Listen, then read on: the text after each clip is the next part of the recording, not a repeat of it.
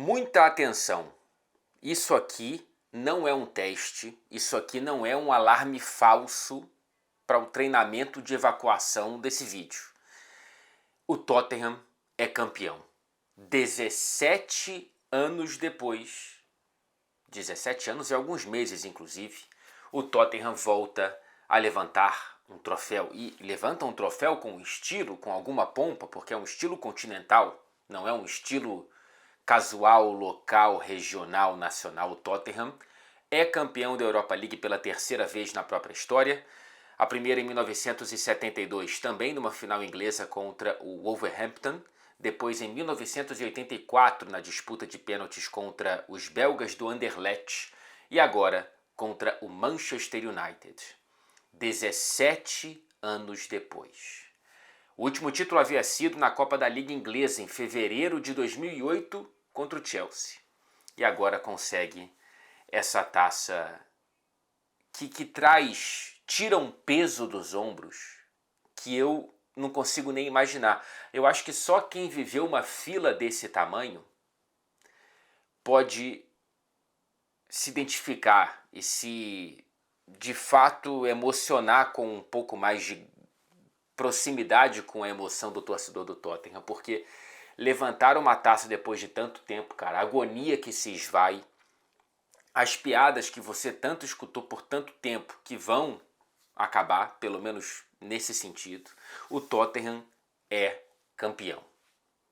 Mesmo em meio a uma temporada absolutamente turbulenta, marcada pela chaga das lesões, marcada pela pior campanha dentro da Premier League em tanto tempo, e ele consegue, ainda que marcado por essas marcas, também na final, não tinha James Maddison, não tinha Kulusevski, o Tottenham consegue ser campeão para cima do Manchester United, um título, claro, decidido no detalhe do detalhe do detalhe.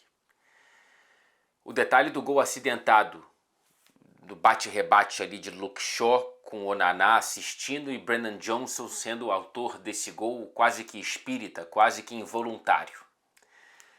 O detalhe do malabarismo de Van de Ven para defender e salvar o coração e o título do Tottenham em cima da linha tênue que decidiu essa final, inclusive.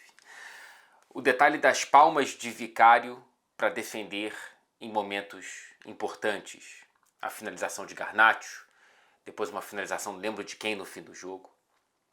É um título decidido pelo detalhe e é um título para premiar especialmente a resiliência de um jogador. Son.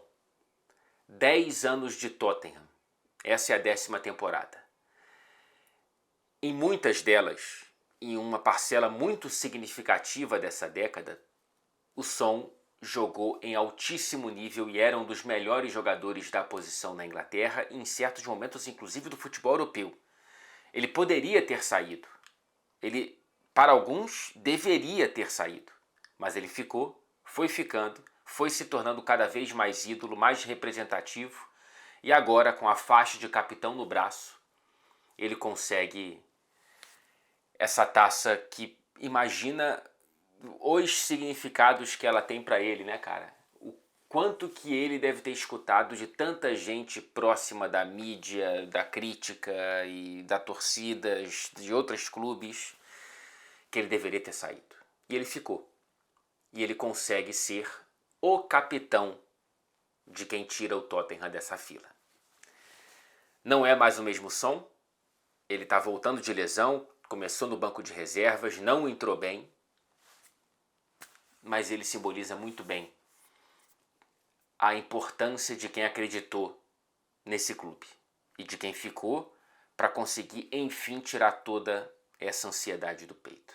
Um título também para dar razão a Ange Postecoglou. Ele disse e foi perseguido e vítima de piadas e de memes que ele sempre conquista alguma coisa na segunda temporada por algum clube. Foi assim na Austrália, no Japão, na Escócia e agora também é na Inglaterra. Ange Postecoglou consegue, sendo esse teimoso utópico, também apresentar uma versão de adaptabilidade. Nem sempre é preciso ter linha alta, nem sempre é preciso jogar all-in.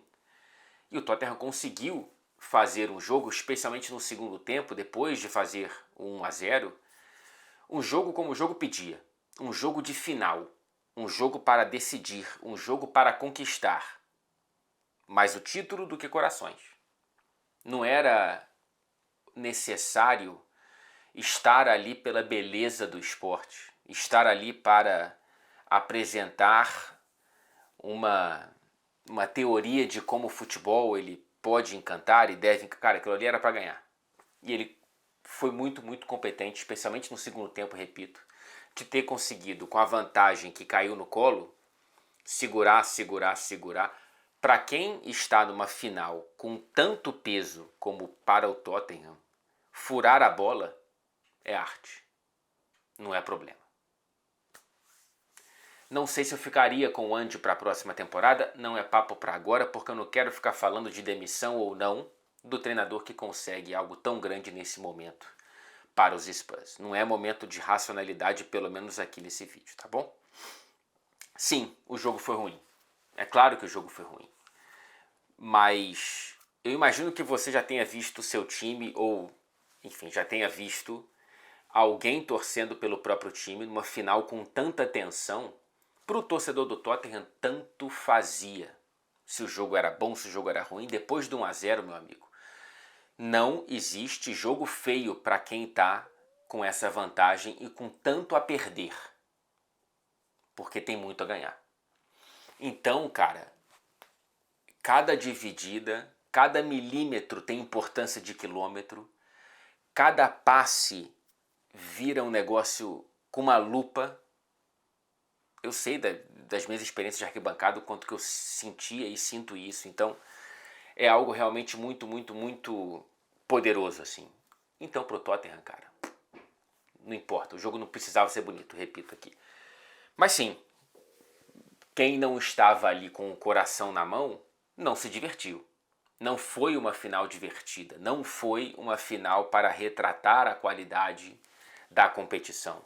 Uma Europa League que, por uma alteração que eu concordo da regra, não recebe mais clubes rebaixados da Liga dos Campeões, e com isso você tem os clubes que, em teoria, não são os principais do futebol europeu. Digo em teoria porque às vezes de uma temporada para outra o cara se classificou para a Europa League, mas na temporada seguinte ele dá um salto de qualidade tão grande que ele fica muito grande para a Europa League. Não foi o caso dessa vez.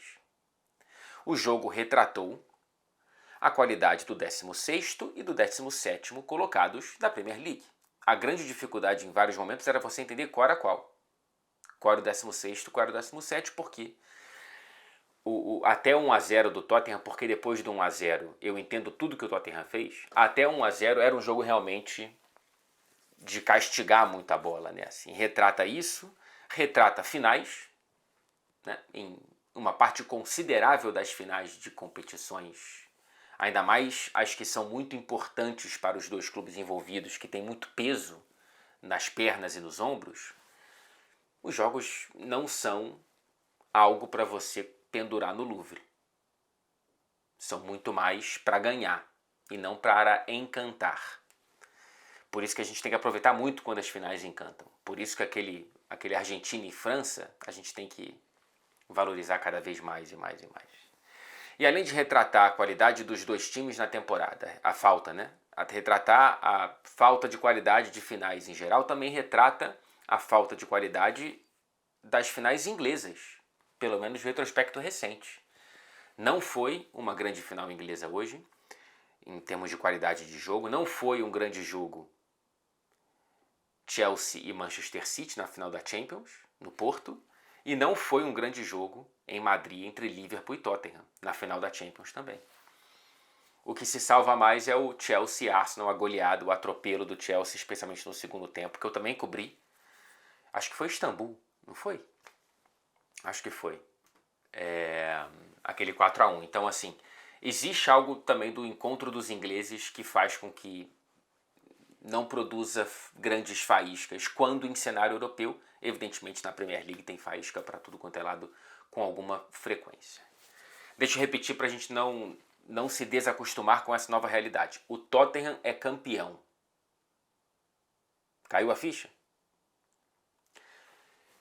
Quem não poderia ter deixado a bola furar, quem não poderia ter deixado o jogo ser tão pobre e quem deveria ter criado mais oportunidades e aproveitado as poucas que criou, e por tudo isso merece críticas profundas, é o Manchester United. Mais uma vez, motivo de piadas. E mais uma vez, motivo de piadas com razão. Olha o que restou. Eu já vinha falando aqui nos últimos vídeos sobre a construção dessa final, que era muito mais importante para o Tottenham e para o Manchester United. Era apenas uma tentativa de decorar uma temporada muito ruim, porém de transição, com um troféu e principalmente com uma passagem para a Liga dos Campeões. Grana, atratividade para novos jogadores. E agora, meu amigo, o que restou foi apenas uma temporada muito ruim de transição, mas de uma transição descendente. Claro que todo mundo está esperando o Rubem Amorim ter uma pré-temporada, ter uma janela de verão europeu para chamar de sua e ter uma temporada completa para entender se essa curva para baixo ela vai voltar para cima.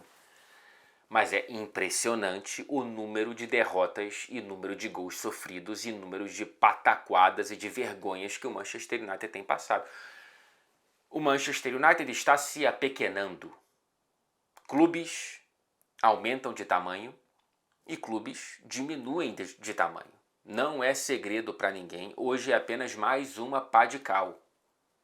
É mais alguns grãos de areia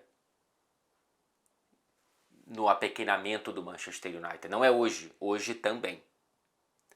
Porque jogar da forma que jogou, e aí existem críticas pontuais para esse jogo, inclusive e talvez principalmente para o Rubem Amorim, porque o Bruno Fernandes jogou tão recuado. Aliás, jogo muito ruim do Bruno. Fora de posição. Por que ele jogou tão recuado? Para dar espaço para o Mason Mount, meu amigo. É sério? Por que a demora de colocar o Garnacho no jogo? Ele entrou e logo depois o United começou a criar mais oportunidades, 2 em sequência. Não entendo certas opções que ele fez nessa partida, por que demorar tanto para mexer num time que claramente não deu certo. O segundo tempo do Manchester United é muito ruim. É óbvio que no fim das contas, analisando friamente, num bate-rebate a bola do Tottenham entrou, em outros bate-rebate a bola do Manchester United não parou nas redes do Vicário, que fez algumas boas defesas, outras ele permitiu vulnerabilidades, expôs vulnerabilidades que o Manchester United não conseguiu explorar. Enfim, não é um vídeo para falar tanto do Manchester United, mas não posso deixar de expor a ferida aberta do outro lado dessa final. Voltando para o Tottenham, é bom a gente não esquecer que é o primeiro título do brasileiro Richarlison no futebol europeu. Aliás, é o primeiro título grande do Richarlison no futebol de clubes, na carreira. Porque no futebol brasileiro ele só conquistou a breve e extinta Primeira Liga com o Fluminense, lá atrás. Então é o primeiro grande troféu, e logo, repito, um troféu continental.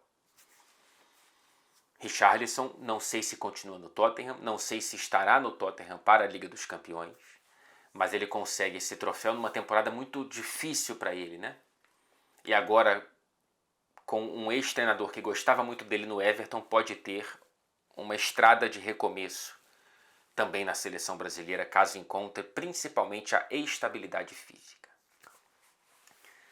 Que temporada, hein? Senhoritas e senhoritos, uma temporada de desafogar agonias. Newcastle campeão da Copa da Liga, depois de mais de meio século levantando o título. Crystal Palace levantando o primeiro título da história na FA Cup. Agora os Spurs saindo de uma fila de quase 2 décadas. O Bolonha na Copa Itália. O Harry Kane na Alemanha. Veja só, na mesma temporada Harry Kane e Tottenham foram campeões, só que de maneira separada. O som ficou e levantou essa taça com a faixa de capitão. Eu acho muito bonita essa cena. Eu acho essa cena muito simbólica e muito emocionante, porque o som passou por grande parte do que esse torcedor passou também. Um abraço para o pessoal que acompanha o Tottenham no Brasil e que está aqui acompanhando esse vídeo com a gente, porque eu sei que tem muita gente que sofreu bastante. E não é dessa vez que eu vou deixar de dizer que sofrimento não tem nacionalidade, independentemente da nacionalidade do time que você torce. Então, sofrimento à distância também é sofrimento. Parabéns, viu? Para os torcedores do Tottenham no Brasil, para os torcedores do Tottenham em todo o planeta, para o Tottenham que volta a gritar o grito de campeão. Imagino que haja algum evento em Londres para festejar esse título nas ruas com o próprio torcedor. Na volta de Bilbao, na volta da Espanha, na volta de San Mamés. Parabéns para o Tottenham.